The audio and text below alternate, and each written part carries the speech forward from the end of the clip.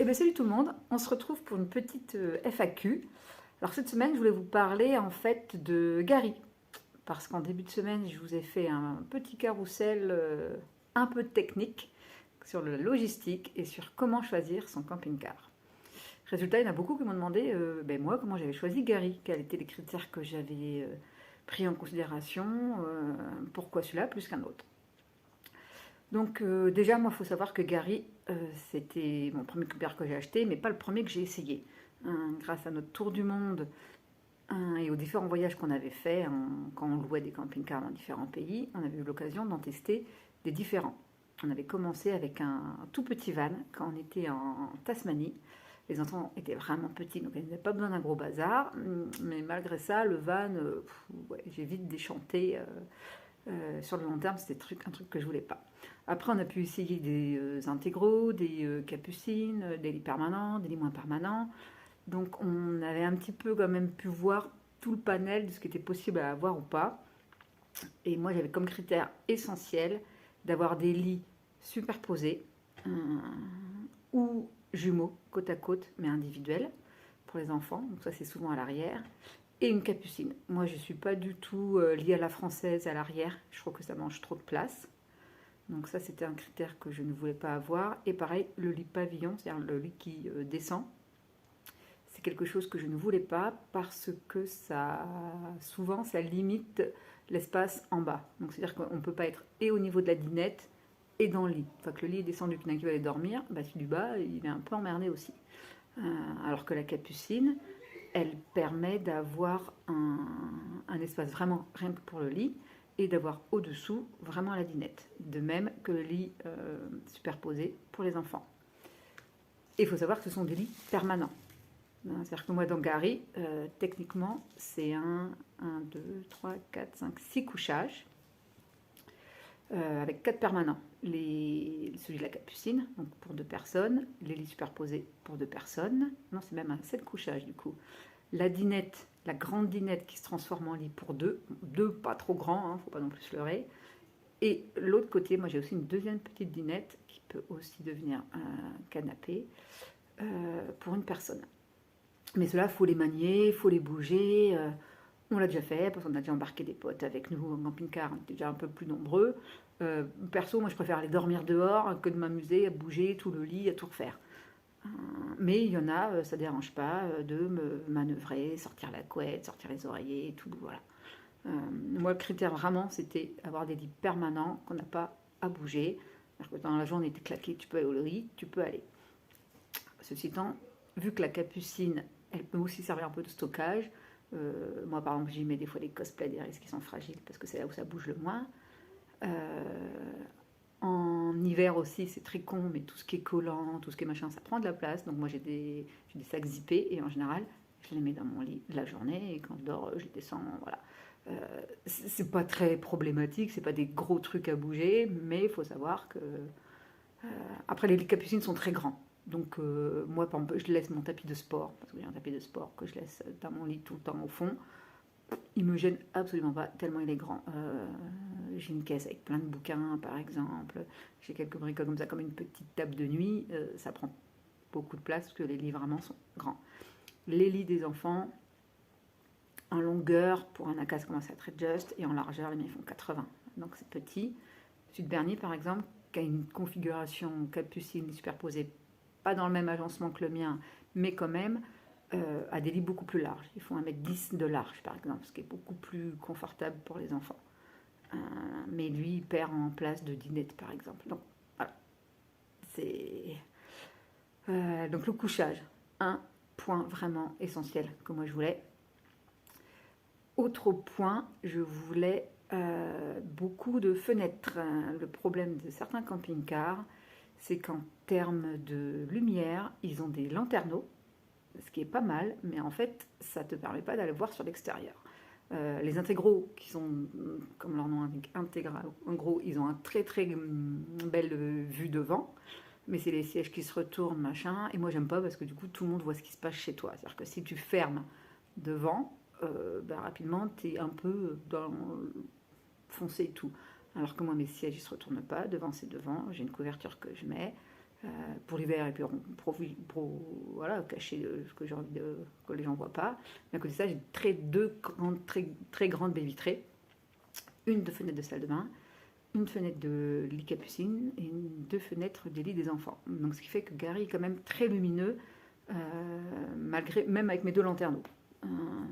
Et ça, c'est un point qui est vraiment agréable. Vraiment des très grandes vitres et de chaque côté, les 2 vitres sont de la même taille, on peut les ouvrir en grand, ça fait de l'air, ça circule et n'est jamais sombre.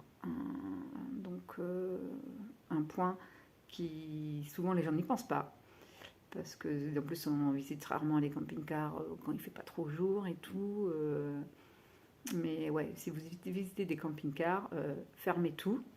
Fermez la porte, vous voyez la lumière qu'il y a, la lumière qu'il n'y a pas, et ce que vous voyez, parce qu'il y a la lumière qui rentre, mais il y a aussi le paysage derrière. Moi, je peux me garer en long, mes baies vitrées, elles me permettent de voir, je n'ai pas besoin d'être pile poil devant et tout. Donc ça, c'est un point qu'on connaît à l'usage, en fait, à force d'avoir utilisé différents camping-cars. Autre point que je voulais un camping-car passe-partout, qui soit quand même grand, donc c'est pour ça que Gary fait comme presque 7,50 m avec les portes vélo, mais il n'est pas poids lourd, donc c'est-à-dire qu'il fait moins de 3,5 tonnes, donc j'ai pas besoin de passer un permis, et le mien en plus il a un châssis renforcé, c'est-à-dire que même si je suis en surpoids, ça va. Il faut savoir que le problème du surpoids est classique pour les camping-cars, c'est-à-dire que les constructeurs ils font des camping-cars et le poids à vide, il est très bien, mais il est fait avec les 10% de réserve d'eau, 10% d'essence. Donc quand tu pars avec le plein d'eau, le plein d'essence, que tu mets, allez, on va dire 4 personnes, le matos, les accessoires, la bouffe, les vélos et tout, tu es forcément au-delà des 3,5 tonnes et donc de la limitation. Donc ça peut être problématique déjà si tu te fais arrêter par les flics. Et même si les châssis sont faits pour ça, bon voilà, moi je sais que le mien, parce que je le pèse de temps en temps quand je vais en Champagne au niveau des trucs agricoles, il fait plutôt 4 tonnes 2. Voilà, mais ça passe, mon châssis est fait pour ça aussi. Donc c'était pas un critère qu'on avait, mais en tout cas c'était pas mal. En plus, le mien, j'ai aussi mais je l'ai enlevé, mais un truc, je ne sais pas comment ça s'appelle, pour accrocher au-dessous et mettre une boule. Parce que l'ancien propriétaire, il voulait tirer un bateau. Donc, j'ai aussi, si possible, tout l'équipement qu'il faut pour accrocher. J'avais un porte-vélo, mais c'était que de 3 vélos. Donc, j'ai dû racheter un morceau pour en avoir 4. Mais ça, le porte-vélo, c'est pas un critère trop violent. L'espace sur le toit classique pour mettre je trouve pas mes mots, des panneaux solaires, sachant que moi j'en avais un, j'en ai rajouté un deuxième, et même à l'origine j'avais un coffre de toit que j'ai enlevé. Un critère aussi qui était intéressant pour moi, c'était j'ai une très grande réserve d'eau. L'ancien propriétaire était plongeur, il avait besoin de grosses quantités d'eau pour rincer son matos, donc il avait installé un deuxième réservoir. Donc moi je suis vraiment tranquille. D'autres camping-cars vont avoir des réserves d'eau au-dessous de 100 litres, je trouve que c'est dommage. Moi j'ai 180, 200, parce que j'ai changé entre temps et je ne sais plus si c'est un 80 ou un 100 que j'ai remis. Mais voilà, alors qu'en général tu peux avoir des 80, 100, 120, ouais. Pour une famille de 4, au-delà de 100, c'est vraiment compliqué. Et encore, il faut quand même faire l'eau souvent. Donc voilà, réfléchir aussi à la réserve d'eau. Et éventuellement le réservoir si on peut en rajouter ou pas, quel agencement on peut faire. La salle de bain, moi j'ai pas trop de critères par rapport à la salle de bain, je m'en fichais qu'elle soit séparée ou non, je voulais juste pouvoir la transformer en toilette sèche, transformer les toilettes. Donc ça vous connaîtra un peu déjà les toilettes sèches, de comment ça peut se passer, qu'est-ce qui est possible à mettre en place dans des camping-cars, comment ça se transforme, parce qu'il y a des configurations c'est plus compliqué ou pas. Un autre point aussi qu'à l'époque je n'avais pas vu, mais que maintenant je verrai, c'est les bouteilles de gaz. Moi j'ai la place pour en stocker 2, ce qui est très bien, mais tous les camping-cars n'ont pas ça. En plus moi j'ai des bouteilles de gaz rechargeables, ce qui me permet d'être vraiment autonome. peu importe le pays où je vais, parce qu'il suffit que j'aille à une station pour me recharger en gaz. Parce qu'il faut savoir que chaque pays a ses propres bouteilles de gaz, et que quand tu pars plus de 3 mois, voilà, ou quand tu pars et que ta bouteille de gaz elle est dead, ben, ta bouteille française, tu la laisses sur le bas-côté, tu en prends une étrangère, quand tu rentres en France, ben, c'est de nouveau la mauvaise bouteille, donc ça c'est très très chiant. Donc quand tu pars pas longtemps, c'est pas un souci, mais quand tu pars longtemps, ça peut devenir un problème. Le fait d'en avoir deux, c'est que je suis jamais en rade. Voilà. Parce qu'en général, c'est toujours ou tard le soir quand tu veux cuisiner et qu'il fait froid, par exemple, ou le matin quand tu veux mettre en route ta bouilloire et que ça marche pas. Donc là, hop, tu as juste à sortir, rechanger tes bouteilles et ça c'est cool.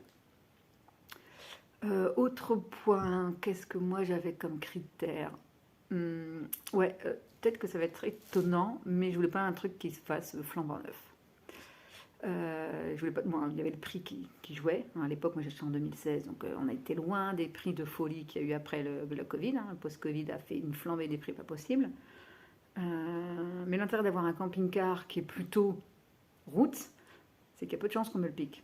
C'est très con à dire, mais souvent les beaux camping-cars qui se font voler, c'est parce qu'après ils vont être revendus dans d'autres pays. Et un camping-car qui est un peu rayé, qui a un peu d'écharpe, qui a un peu ci, qui a un peu ça, il donne pas vraiment envie d'être volé. Alors que moi j'ai toute ma vie dedans, donc bon, on peut potentiellement imaginer qu'il y a plus de choses de valeur que dans un camping-car de personnes âgées de vacances, par exemple.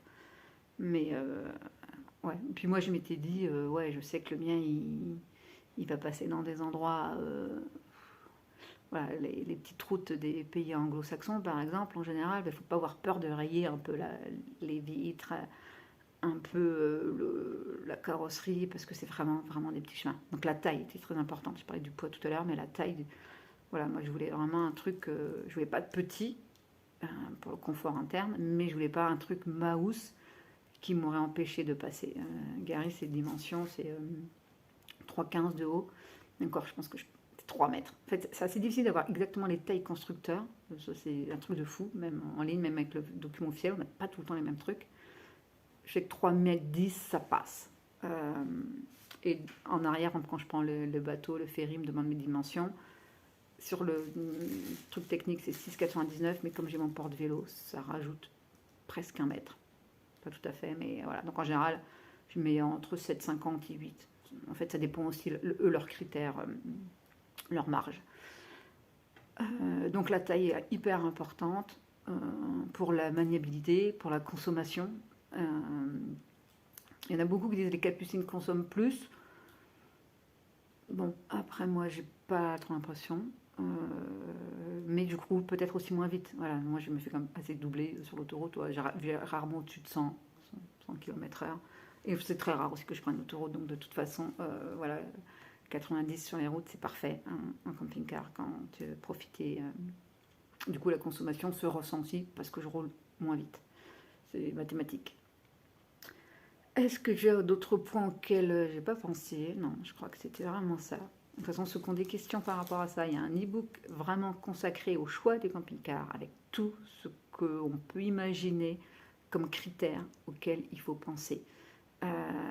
Parce que qu'on soit 2, qu'on soit 5, qu'on ait des enfants grands, petits, moyens, qu'on soit célibataire, avec un chien, avec un chat, en fonction des pays qu'on veut faire, en fonction de l'endroit où on veut aller, de comment on veut s'en servir aussi, l'autonomie par exemple, je n'ai pas parlé là, mais l'autonomie quelque chose qui pour moi était important, pour d'autres ils n'en ont rien à faire. Donc voilà, il y a un e-book qui arrive ultra technique sur comment choisir son camping-car sans se faire avoir. Parce que pour aller de temps en temps m'amuser en concession camping-cariste, ouais, les mecs c'est des bons vendeurs. Ils arriveraient à me faire acheter un camping-car dont je n'aurais pas besoin.